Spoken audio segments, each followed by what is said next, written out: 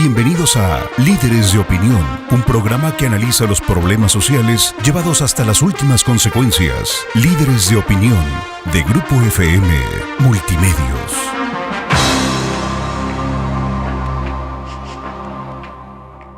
Hola, ¿qué tal? Buenos días. Bienvenidos a su programa Líderes de Opinión. Soy su servidor Francisco Ávila Camberos, conduciendo esta mañana el programa y comentándoles que hemos invitado al doctor Aurelio Salazar Castillo a platicar con nosotros, con ustedes, esta mañana para poder comentar lo relacionado con la vida y obra de don Porfirio Díaz. ¿Por qué esta invitación? Bueno, en primer lugar, porque en esta semana se cumplen 117 años de la modernización del puerto de Veracruz, una obra impulsada por el gobierno de don Porfirio, con una gran visión de estadista, con una gran visión en cuanto a lo que él consideraba que era prioritario en México para poder lograr un progreso, para poder lograr el crédito, para poder lograr la generación de empleo y sobre todo la modernización del país. También obedece esta invitación al hecho de que se ha vuelto una polémica de actualidad el hecho de que el Cabildo de Orizaba ha pedido la remoción de la estatua que tiene don Porfirio Díaz en uno de los parques o jardines de esa ciudad. Y pues la idea es escuchar a un experto que ha dedicado gran parte de su vida a estudiar los resultados, la actuación, la vida de don Porfirio Díaz. Por eso es que me da muchísimo gusto saludar y darle la bienvenida a ese experto que es el doctor cirujano dentista, don Aurelio Salazar Castillo, al que le doy la bienvenida. Buenos días, ingeniero. Muchas gracias por haber aceptado la invitación. No, al contrario. Nada más quiero agregarle que hace 3 años la Asociación de Descendientes del General Porfirio Díaz, que consta de 56 personas, me nombró cronista de distinguido personaje en la ciudad de Veracruz. Soy el primero en toda la República. Muy bien, doctor. ¿Cuántos años lleva usted estudiando la vida, la obra de don Porfirio? A partir del año de 1990, porque recordé una promesa que le hice a mi papá de investigar la vida de don Porfirio Díaz. Mi papá era un marinero del vapor Emancipación y no es malo decirlo, porque dicen que era hijo de hacendados, que en fin, muchas cosas. Y él me enseñó, con tercero de primaria, me enseñó toda la obra que decían que había hecho don Porfirio Díaz. Y pasaron los años, estuve en la cosa cultural del ayuntamiento y no me acordé hasta que un día vi de Porfirio Díaz y dije, voy a investigar. Me fui a la hemeroteca, que es mi fuente, donde sé y estudio todo lo que sé, y ahí descubrí lo maravillosa que fue la vida, no solamente como presidente, sino como militar que participó en la Guerra de la Reforma y en la Guerra de la Intervención Francesa, a partir de 1990, y gracias a un periódico de la vida nacional que me publicó a partir de esa fecha 120 artículos. Parece que la gente estaba esperando que alguien hablara sobre el general Díaz. A mí me dijeron, te va a mandar a matar Salinas de Gortari, y eso, Leo, yo no tengo miedo a nada. Y hasta la fecha he dado 94 conferencias en muchas poblaciones del país, inclusive no fue de don Porfirio Díaz, me mandaron a Lima, Perú, a hablar sobre la fundación del Tajín, con mucho éxito, y me aplauden mucho, y creo que lo que me le prometí para las enseñanzas ha servido, y para mí es un placer venir a esta estación, invitado por usted, a hablar del general Porfirio Díaz. Yo recuerdo que lo conocí cuando un aniversario de la estatua de Cuauhtémoc, era presidente municipal, y me dijo, le gustaría hablar sobre inauguración del puerto de Veracruz, porque nunca se había hecho algo referente al puerto, y le dije que sí. Me acuerdo que le llamó usted a Rosa María Hernández Espejo, y ese sábado ya estaba yo hablando donde está la placa del general Porfirio Díaz. Al año siguiente, José Pérez León, que era cronista, lo estuvo hablando del tema y de ahí en fuera ya no volvieron a pedir que se hablara de don Porfirio Díaz. Hasta ahora que estamos trabajando duro y la gente, sobre todo en Veracruz, reconoce quién fue Porfirio Díaz. Don Porfirio Díaz, como muchos gobernantes, tuvo aciertos y errores, eso es indiscutible. No hay un gobernante en todo el mundo que haya tenido una actuación perfecta. Una de las cosas que yo me he propuesto para tratar de entender la vida de personajes como él es pues simplemente para poder hacer una evaluación con alguna objetividad.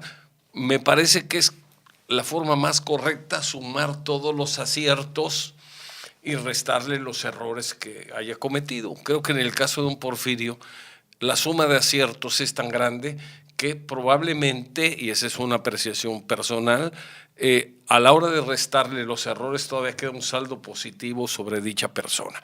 Yo quisiera, antes de entrar en materia, doctor, poner en contexto las cosas para que nos demos una idea de cómo estaba México antes de la llegada de don Porfirio. Y lo vamos a hacer de manera muy breve. En primer lugar, México, cuando entra don Porfirio por primera vez al gobierno de la República, tenía México como nación independiente prácticamente 55 años.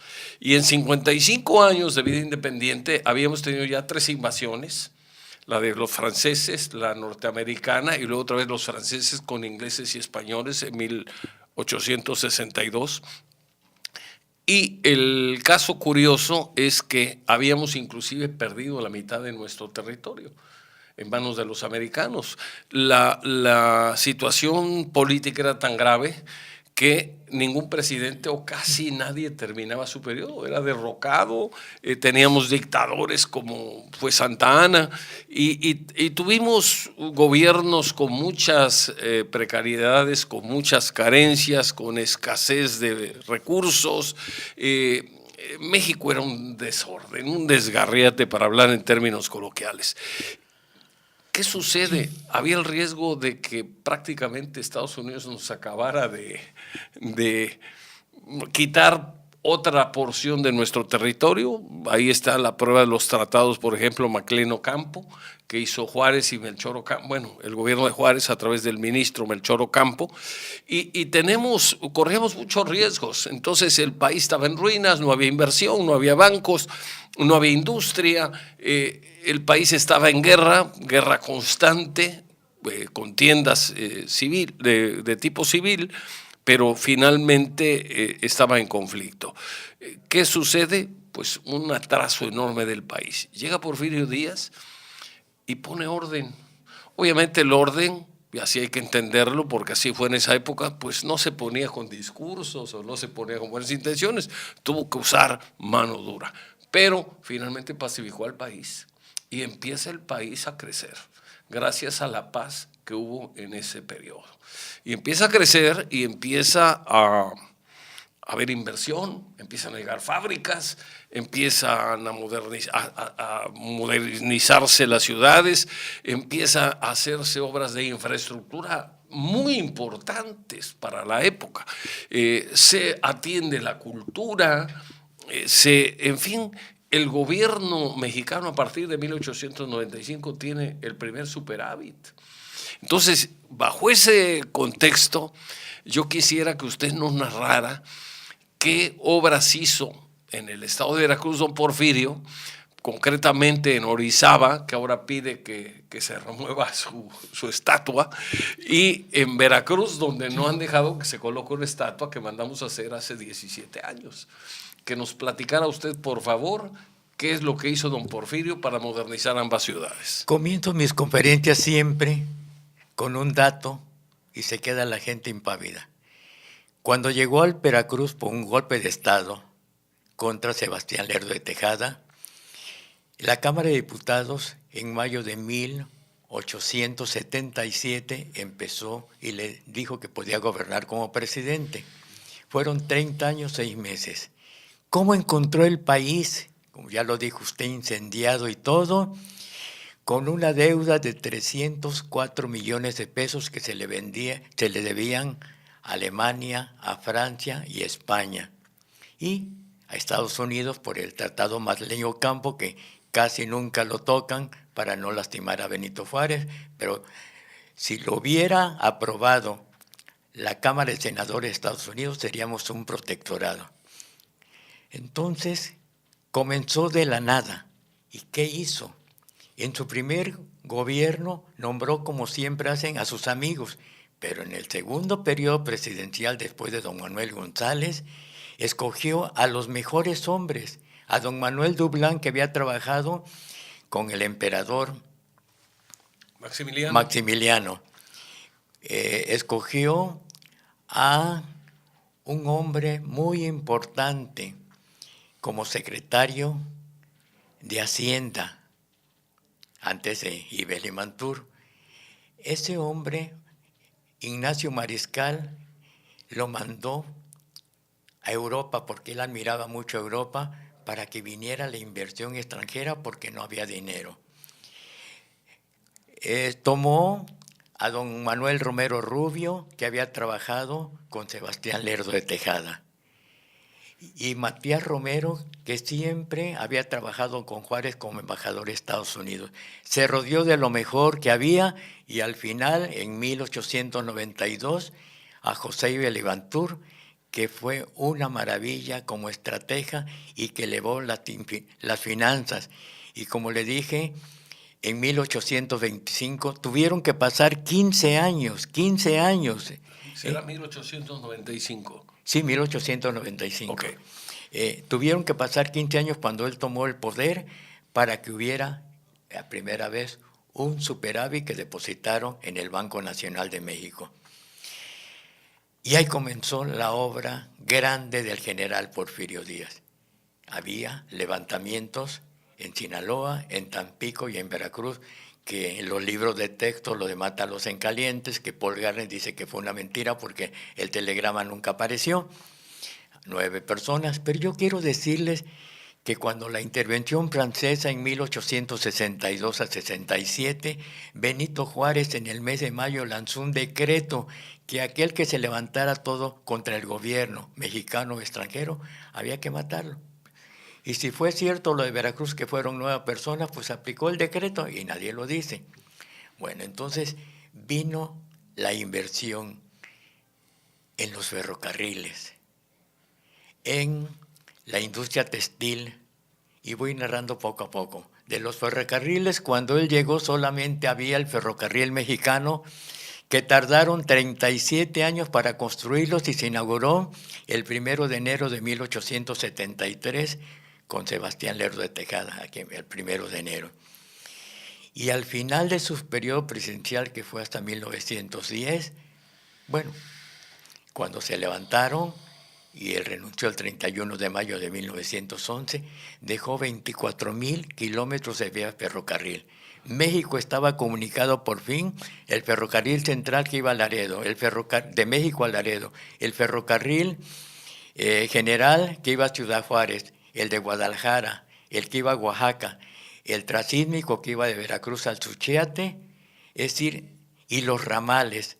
Dejó comunicado a nuestro país en grande, y empezó la gente a viajar, a trabajar y todo, porque antiguamente viajaban en caballo, en burro, caminando, y el que tenía dinero en carretelas y todo. Entonces ahí comenzó el despeje, y vino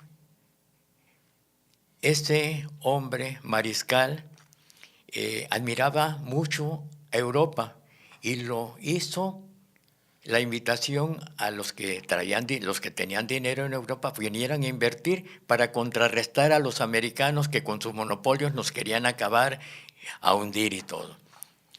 Y fue cuando vino la inversión extranjera. Imagínense, había 5,000 kilómetros que cubrían de red telegráfica, 5,000 kilómetros de telégrafos, había 25 oficinas de correo, y el índice no de pobreza, sino de analfabetismo era 95%. Entonces, lo primero que hicieron fue los ferrocarriles, así pudieron sacar. México dependía de la producción minera, entonces hubo producción diversa, grande. Por ejemplo, en la zona de la laguna sembraron algodón. En la parte del sureste, donde está la península de Yucatán, pues el famoso Enequén y todo, tenían inclusive vías de ferrocarril. Claro, los dueños de esas haciendas explotaban a los trabajadores y los llevaban hasta el puerto Progreso para exportar. En México, la agricultura era muy comercial, bueno, no era comercial, era muy de nuestro país. El arroz, el frijol, el chile y el tomate nada más. Entonces, don Porfirio Díaz diversificó la producción. Es decir, ya los minerales nada más era el oro y la plata. México era el primer productor de plata y el quinto en oro, y cuando bajaba la plata en el extranjero se venía abajo nuestro país, como cuando baja el petróleo. Posteriormente dijo don Porfirio: ya tengo ferrocarriles, ya tengo producción, me faltan puertos de altura. Y el puerto más beneficiado fue de los veracruzanos, que se inauguró el 6 de mayo de 1910. Había venido un personaje a México, Wilman Pearson, se inundaba la Ciudad de México con todo el agua que caía de la sierra, hizo el drenaje profundo. Los veracruzanos anhelaban tener un puerto seguro, porque en 1836, cuando vino un norte huracanado como esto, se hundieron 36 embarcaciones. Entonces tenían que estar los barcos con los motores encendidos para no enfrentarse con los arrecifes y estallar. Entonces era el anhelo grande. Le pidieron los veracruzanos, primero fueron con don Manuel González, que era el ministro de Fomento y después presidente de la República, y tardaron muchos años, de 1880 hasta 1896, cuando dijo Porfirio Díaz como presidente: Wilman Pearson, quiero que me hagas el puerto de Veracruz.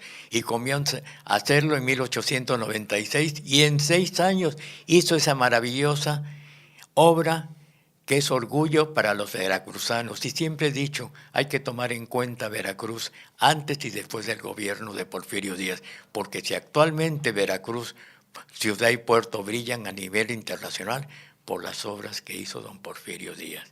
En 6 años lo hizo. Vamos a ir a una pausa y, doctor, regresamos en un momento. Regresamos. Continuamos platicando con el doctor Aurelio Salazar Castillo, experto, él, en la vida y obra del general Porfirio Díaz. Me platicaba usted todos los beneficios que pudo, desde el punto de vista de material obviamente, traer para el país. El sistema telegráfico, la educación, cómo la impulsó. Por ejemplo, estoy enterado que se construyó una escuela primaria en cada cantón, lo cual ayudó muchísimo a difundir la educación, enseñar a leer y escribir a la gente, que era... tenemos una población, usted mismo lo ha mencionado, con el 95% de analfabetas. Entonces, gobernar un país así era muy complicado. Él entendió que la educación era la herramienta para poder salir adelante. Pero retomamos la idea de la obra material, y si quiere después analizamos rápidamente su trabajo sobre la educación. Adelante.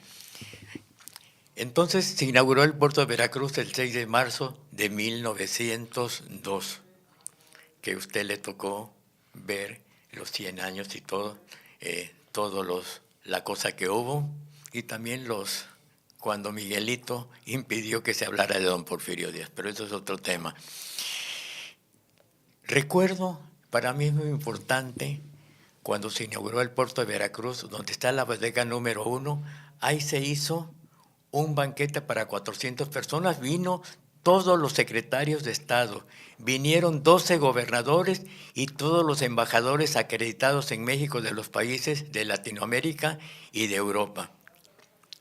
Al final, cuando habló don Porfirio Díaz, para que nos alcance el tiempo, dijo, cuando le dijeron que era un timbre de orgullo, la obra del puerto de Veracruz y dijo lo siguiente: así como hice las obras de el puerto de Veracruz, quiero decirles que para el año de 1904 voy a entregar otros edificios muy importantes en Veracruz, pero no solamente Veracruz es privilegiado. En 1904 se está trabajando para hacer la aduana de Tampico y muelles de Tampico. Y los tampiqueños son agradecidos porque me acaban de informar que ahí hay una estatua del general Porfirio Díaz y la van a poner en una plaza que se llama Libertad, un señor Fernando Azcárraga. ¿Por qué? Porque hizo don Porfirio en el Pánuco, puso para que pudiera pasar el agua del mar al río, una draga para dragar esa parte. Y aparte hizo la aduana, que dicen que es maravillosa. La aduana y el puerto lo la aduana, modernizó. sí, y varios muelles. Entonces, esos sí son agradecidos, no como los veracruzanos, que mucha polémica y no hacen por sacar la estatua que está secuestrada allí en Apiver. Entonces, me avisaron de que ya la van a trasladar a una plaza de la Libertad. Y ahí sí no hay escándalo, porque allá si quieren a don Porfirio Díaz.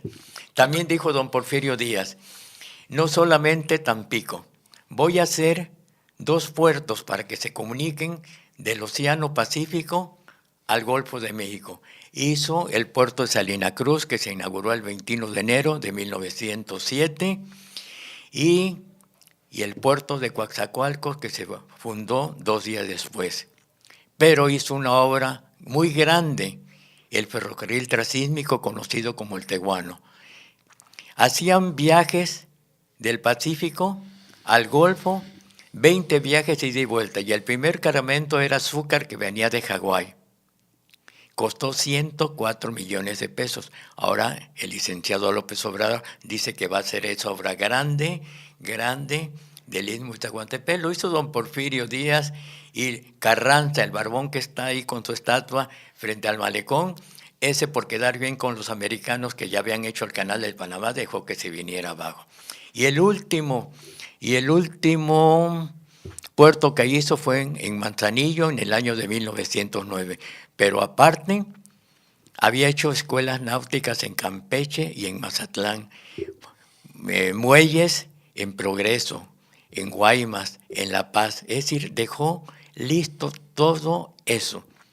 Y al final dijo, seguiré trabajando por México, siguiendo mi lema, poca política y mucha administración. ¿Qué obras más hizo en Veracruz que usted recuerde? Cuando se inauguró el puerto de Veracruz en 1902, él salió en unas pequeñas embarcaciones, el Tritón en el Elena, a alta mar, con todos los invitados especiales que ya mencioné. Navegó como 20 minutos y al parar se quedó mirando y dijo, estoy contemplando el puerto artificial más hermoso del mundo. Y ahí está.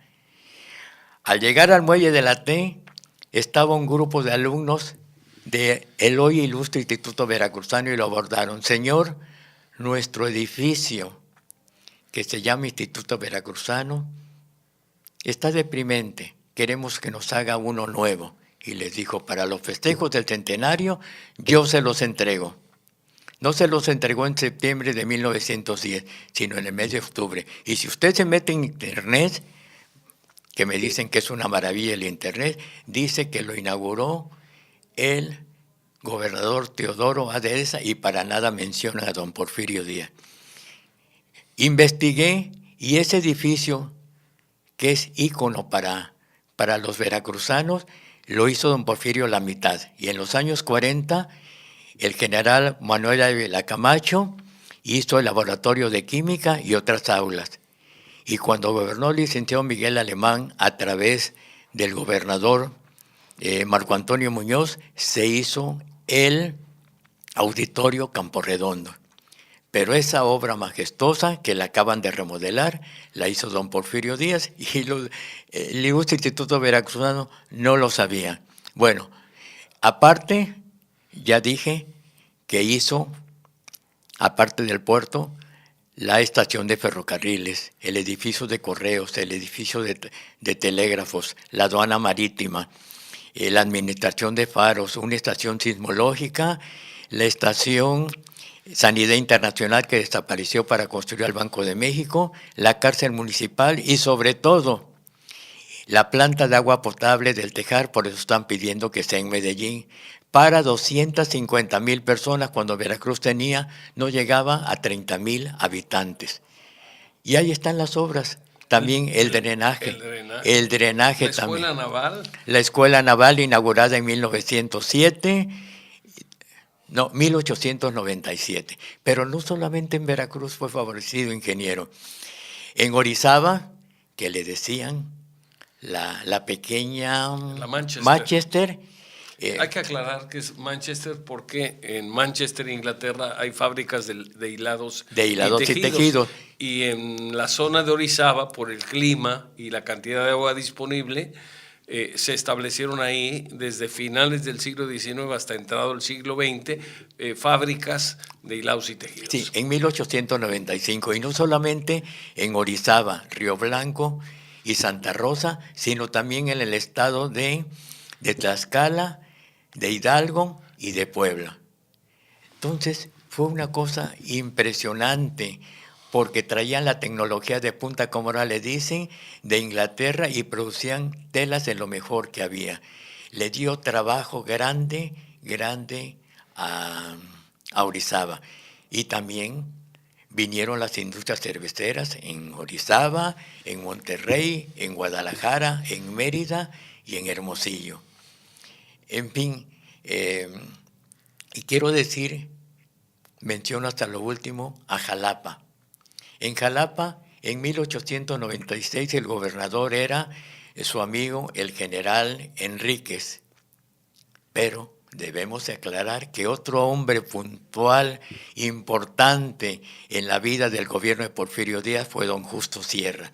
Le solicitaron que hiciera una escuela para que enseñara a los alumnos. La famosa Escuela Normal Veracruzana, inaugurada en 1893, que ahora le dicen la Benemérita. Y trajeron pedagogos de Suiza y de Alemania, el famoso Enrique Rexamen, que me preguntan la sé que es Enrique Conrado Rexamen y Laucher, para que la educación fuera de lo mejor. Y también por esa época apareció la escritora de Coatepec, María Enriqueta Camarillo. Y Roa de Pereira, esposa de Carlos Pereira, historiador. Y para nada la mencioné, y fue una mujer maravillosa con sus escritos, sobre todo el libro, creo que se llama Rosas de la Infancia, pero como que no le han dado el valor que vale esa mujer. Hizo también la escuela preparatoria que me dicen que es muy bonita. Cuando doy mi conferencia me dicen, diga que dio la escuela preparatoria y todo. Había una escuela, o hay una escuela que es, no sé si sea de la época de don Porfirio también, pero por la arquitectura parece que sí, es la Escuela Industrial para Señoritas, que es en Jalapa. En Jalapa. Posiblemente sí, porque cuando los festejos del centenario de la independencia de México, Carmelita Romero Rubio, que buscaba que las muchachitas estudiaran, hizo la escuela industrial para señoritas y todo. También en Orizaba, en 1894, trajo el palacio municipal, que es de hierro. Cuando estuve en la inauguración de la estatua de don Porfirio Díaz, me invitaron a dar una plática con otros personajes de allí muy importantes, y es una maravilla. Ahora está convertido en un edificio para la educación, para conferencias y todo. Es un edificio que compraron, es desarmable, por cierto. Sí, de Bélgica. Metálico, que se compró en Bélgica y se instaló ahí, que dicen que fue un donativo, fue un regalo de don Porfirio a la ciudad. Y además, también, pues ya dije que ahí se estableció la cervecería Moctezuma, muy famosa. Y la dicen escuela que preparatoria también me dijeron, pues sí. donde está el Palacio Municipal, Orizaba fue un lugar privilegiado. Y siempre veía yo un ferrocarril chiquitito que iba de Córdoba a Huatusco, el Huatusquito, y decían que lo había hecho Libes de Matur porque ahí tenía su rancho. Entonces, no solamente Veracruz, sino Orizaba y Jalapa. ¿Y qué decir de la capital? En 1910, con motivo de los festejos del centenario, se creó la Universidad Nacional de México por petición de don Justo Sierra. Fue en el edificio que está en Donceles, donde estaba la escuela preparatoria, y vinieron como madrinas de la universidad, porque antes existía la universidad pontificia, pero aquí, a petición de don Justo Sierra, se hizo. Vinieron como madrinas la de la Sorbona de París, la de Oviedo, la de Yale, la de Berlín y otras más. Entonces, a madrinar a la más pequeña de las universidades. Eso hizo don Porfirio. A mí cuando me decían, es que ese viejo no hizo nada, no vio por... Le digo, vean quién hizo la Universidad Nacional. De ahí se fueron caminando de la calle de Donceles a la Plaza Primo Verdad e inauguraron ahí la Escuela de Altos Estudios, o sea, la Universidad Nacional de México, y nombraron de rector al doctor Eguía. Entonces, vea usted, si no vio por la culpa. Había que agregarle Bellas Artes. Bellas Artes. Había que agregarle también una obra majestuosa que es el edificio de Correos. Correos, que fue inaugurado en 1907. Quedaron maravillados en los festejos del centenario. El Monumento a la Independencia. El Monumento a la Independencia, el Palacio de Comunicaciones, ahorita lo que está de moda, que era la penitenciaría del Distrito Federal, que ahora es el Archivo de la Nación, que está descubierto toda lo que hacía el CISEN y demás espionajes y todo. No.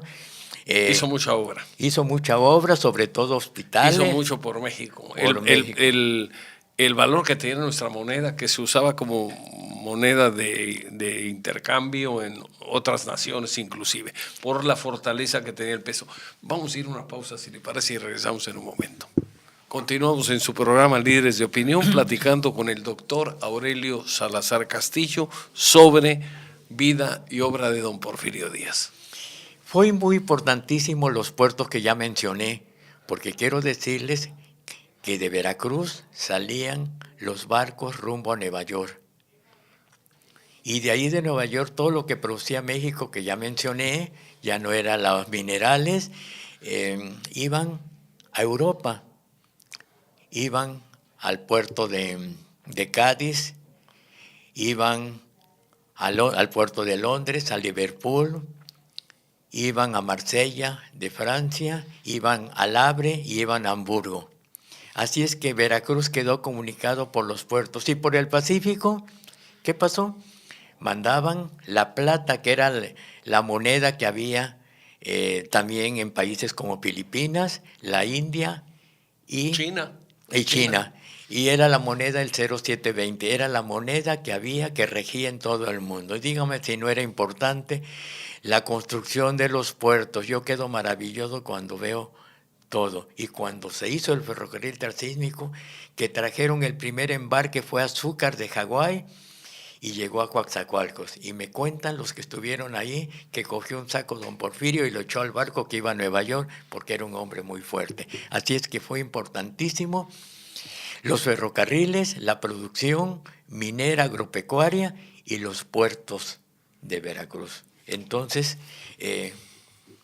cuando vinieron los festejos del centenario, porque me da tristeza decirlo, pero se van a cumplir los 500 años de la ciudad de Veracruz de fundada, y no hay un programa que digan se va a hacer esto. Cuando los festejos del centenario se invitaron con 3 años de anticipación a 35 países europeos que tenían y de Latinoamérica para que vinieron 32 a través de Relaciones Exteriores, que hacían las invitaciones, Secretaría de Gobernación y las cámaras de comercio, que abarcaba los hoteles y los centros comerciales, que eran los que aportaban el dinero. Inclusive, ahora, con motivo de los 500 años, van a sacar una moneda de 20 pesos. Cuando el centenario emitieron una moneda de 50 pesos oro que se conoce como centenario. Había dinero.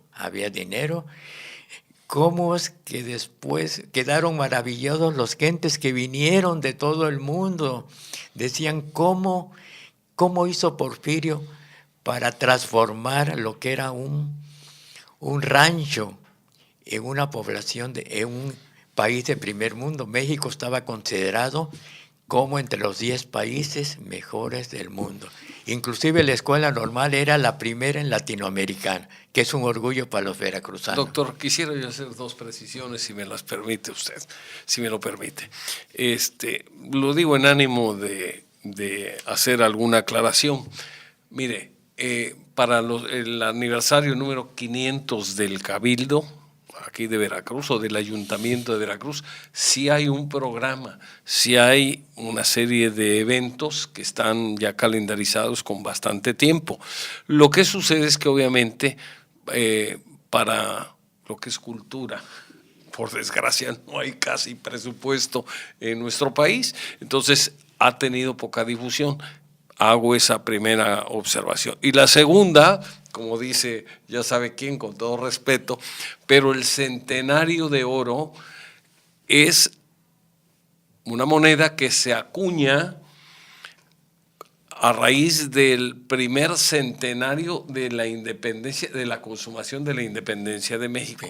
Entonces ya no le tocó a don Porfirio porque es acuñada en 1921. Obviamente, antes, en la época de don Porfirio, lo que circulaba como moneda de curso legal era el oro y la plata. Y era tal la fortaleza de nuestra moneda que se utilizaba incluso, como usted ya lo mencionó, como moneda de intercambio comercial, inclusive como moneda de curso legal en Filipinas, en China, creo que en la India, y en algunos otros países importantes. ¿Por qué?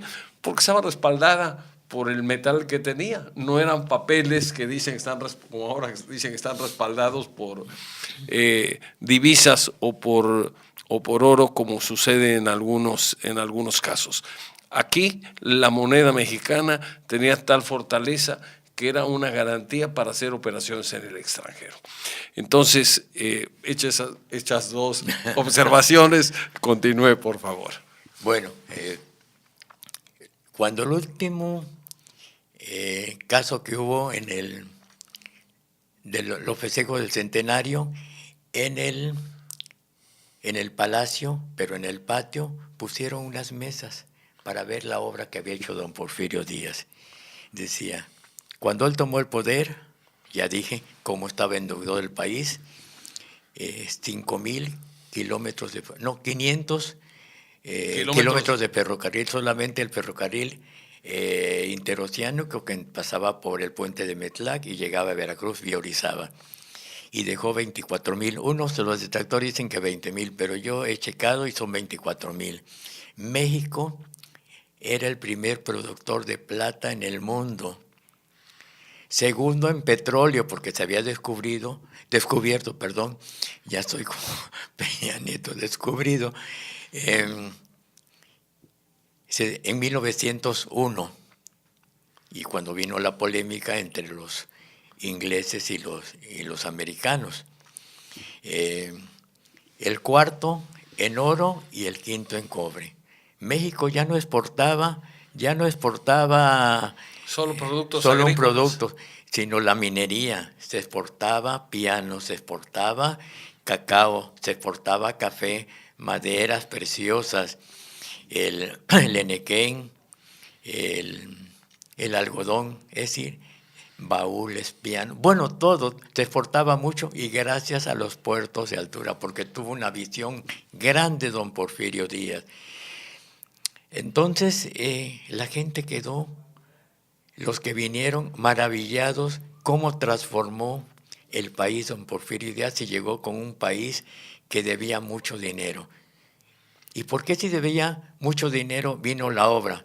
Porque mandó a los emisarios allá a Europa donde habían pedido dinero y les dijo, deme chance, vengan a invertir a México y yo voy pagando todo. Porque recuerde cuando se invadieron los franceses, porque Era porque no había pagado México. no había pagado Benito Juárez y nos invadieron. Entonces le dieron créditos a nivel internacional.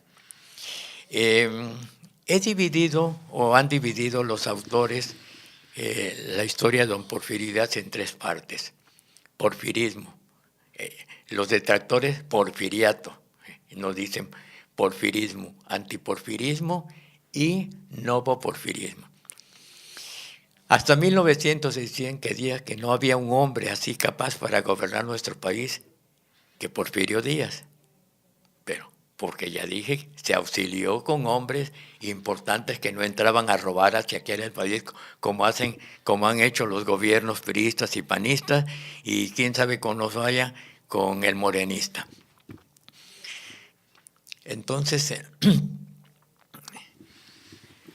fue muy importante la gente que estuvo trabajando con él. Y pues gracias a esas personas y el trabajo, México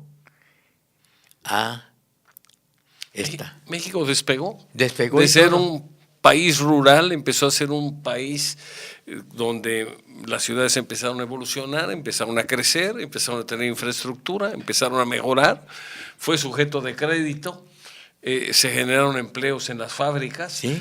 No mencionó usted que en la zona de Nuevo León, por ejemplo, además se construyó una de las primeras acereras modernas. No, sí.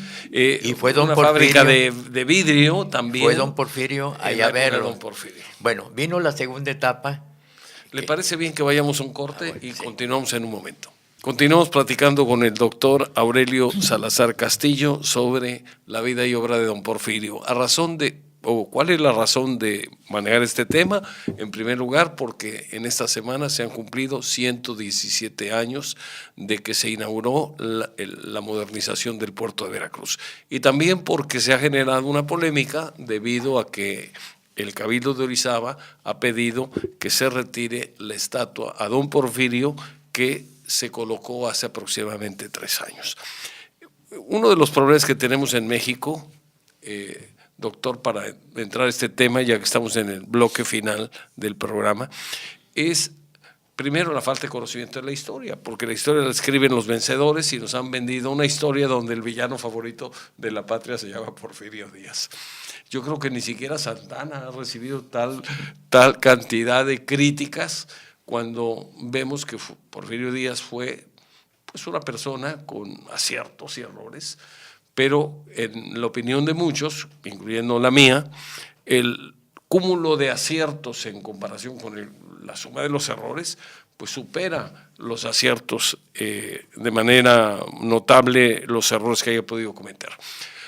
Pero hay otro problemita que es, decíamos primero, la falta de información y otra es la ingratitud humana.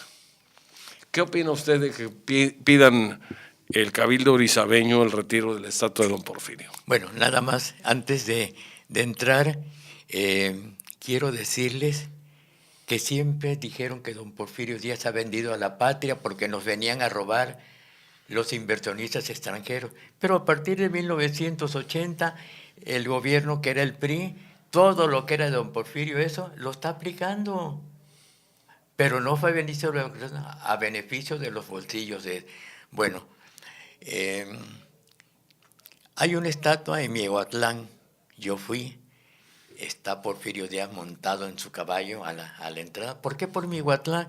Porque una de las batallas más grandes que tuve, lo reconocía, fue la de Miahuatlán del 3 de octubre de 1866, donde un ejército maltrecho como él tenía, no llegaba a un batallón, se enfrentó aparte del mejor ejército del mundo, formado por franceses, austriacos y húngaros, y los derrotó, les quitó el oro Entonces fue una batalla para él muy grande, por eso en Miahuatlán tiene una estatua. En Oaxaca no hay estatua de don Porfirio, sino hay un obelisco. Y decían en Tampico... Y en Puebla no hay estatuas de don Porfirio, no. a pesar de ser el héroe de la batalla el 2 de abril. Pues aquí que tanto favoreció, hay encuestas de una estación muy conocida, 35 a favor y 10 en contra, y ahí está en Apivere. Guardada, esperando mejores tiempos. Pero volvemos al tema, Orizaba. ¿Qué opina de la decisión del Cabildo? Ya vimos, estuvo usted presente cuando se inauguró la estatua de don Porfirio Díaz, cuando vino Catón en el teatro, que habló como más o menos para 2,000 personas. A la salida estaban gritando de cosas contra don Porfirio Díaz. Yo me metí 4 o 5 personas, yo los vi. Sí, había 2,000 en el teatro aplaudiendo y afuera 5 o 6 personas. Entré a la chusma gritando. Entré a la chusma y le dije, ¿y por qué? Es que nos pagaron, pero ¿a qué vienen a gritar? Díganme, sin decirle quién era yo. Dice, no, dice, ¿de qué partido son? Dice, somos del PT y del PRD. Del PRD. Allá, ahora ya no son esos los aliados, ahora es Morena lo que impiden. En una ocasión me llamaron un diputado, lo conozco por el apodo, para que le diera unas clases y que les cobrara yo para saber de don Porfirio Díaz, porque los de Morena ya estaban que quitaran la estatua de Orizaba, ya tiene su tiempo. Y le expliqué todo y nunca vinieron, no les interesó. Pero yo me acuerdo que Juan Manuel Díaz dijo, si quitan la estatua tengo dinero, y era priista, tengo dinero para hacer otra. Ya ve, ahora en el aeropuerto coincidió y dijo, si la quitan es de mi propiedad, tengo lugares donde ponerlas en Orizaba. Entonces, qué bueno que tiene firmeza. Y va a ver que van a doblar las manos los orizabeños, bueno, los malos orizabeños que son del grupo de Morena, de mi amigo López Obrador, que lo entrevisté en 1904. Lástima que no da tiempo para la carta que le mandé y todo. No, pero no puede ser 1904, sería 2004. 2004, sí. 2004, todavía no nacía ni usted ni él. 2004, sí, perdón. Entonces, en Tampico están firmes que la van a poner la estatua en la Plaza de la Libertad. Aquí yo quisiera que sacaran la estatua que está secuestrada en Apivere y la pusieran en el malecón. Aquí hubo un personaje que fue secretario de Marina, creo que fue de Marina, y tenía su estatua en el aeropuerto, y ahora la remodelación la tenían arrumbada. Pues vino la familia y pidió y la pusieron en el malecón. Heriberto Jara, que una de las obras que se ríen los veracruzanos, hizo un barco de cemento y al llegar se hundió, está encallado ahí en la isla de Sacrificios. Y ahí está sin consultar al pueblo ni nada. Y yo digo, bueno, don Porfirio Díaz, mientras nos sigamos acordando los buenos veracruzanos, porque mire que una estación que estuvimos escuchando y participamos, la mayor parte habló a favor de don Porfirio Díaz. Gracias a los buenos mexicanos, veracruzanos como usted, como yo y otros más, que defendemos la causa con objetividad y no con mentiras. Yo creo que hay que, para poder hacer un análisis lo más objetivo, hay que serenar los ánimos, hacer un replanteamiento, ver aciertos y compararlo con errores. Resulta que en el caso de Porfirio, donde segurísimo que los aciertos son mayores que los errores. Creo que 80%. Si ponemos en una balanza su actuación como militar, que casi no se habla de él, porque fue un héroe, el héroe de la intervención francesa, y como presidente, un 80% y un 20% en contra. Que ningún presidente egresado del PRI y del PAN tendrían ese porcentaje. Yo quiero comentarle esto para ir cerrándolo y terminando la plática. Decía que sumando los aciertos y restando los errores seguramente en el caso de don Porfirio, los aciertos superan mucho a los errores.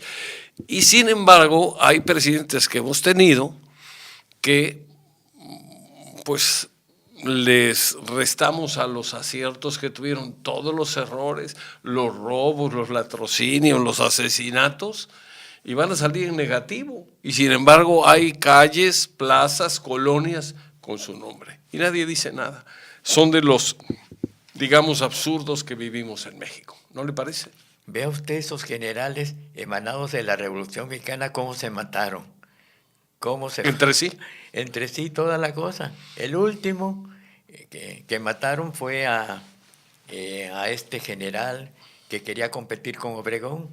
Ah, Serrano, Francisco Serrano. Que lo mataron. Pero fue Serrano que lo mataron en Huitzilac. En Huitzilac, y fue también otro señor que fusilaron en Coatepec, mi tierra. Arnulfo R. Gómez fue fusilado sí, en el cementerio. Porque querían jugar para presidente de la República y tenía que ser Obregón o Calles. ¿Y qué pasó? Que después Calles mató a Obregón. Pero ahora, hablando de las estatuas, es medio como chacarrillo. Van a poner el presidente en turno una estatua para Emiliano Zapata Salazar, porque se pide Salazar. Entonces yo digo, bueno, si ponen la estatua de Emiliano Zapata, pues que también la gente rica le haga una estatua al yerno de don Porfirio Díaz, que era su pareja. ¿Sí?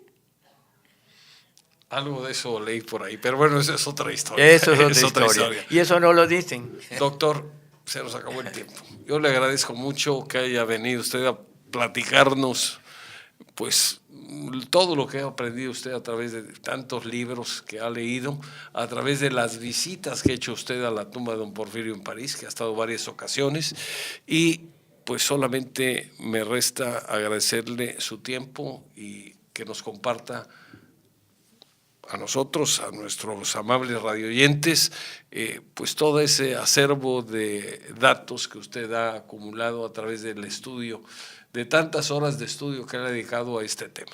Porque es muy importante saber cuándo murió don Porfirio Díaz, dónde estuvo, ya no me da tiempo para explicar. A lo mejor en otro programa lo hacemos, ¿le parece? Y todo, y las peticiones para traer a México sus restos. Estuvimos a punto de traerlo cuando el vuelo del Águila, pero un familiar de don Porfirio Díaz Pizarra, amenazó a Televisa que si no le daban dinero no autorizaba. Y Televisa, que iba a hacer un show muy grande, en 1995 se vino abajo. Muy bien. Doctor, muchísimas gracias. Un gusto platicar con usted como igualmente. Siempre.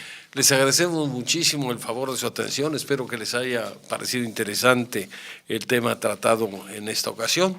Y hacemos el compromiso de que Dios mediante el próximo sábado, en su programa Líderes de Opinión, estaremos nuevamente con otro invitado. Muchas gracias y que tengan un excelente fin de semana. Hasta pronto.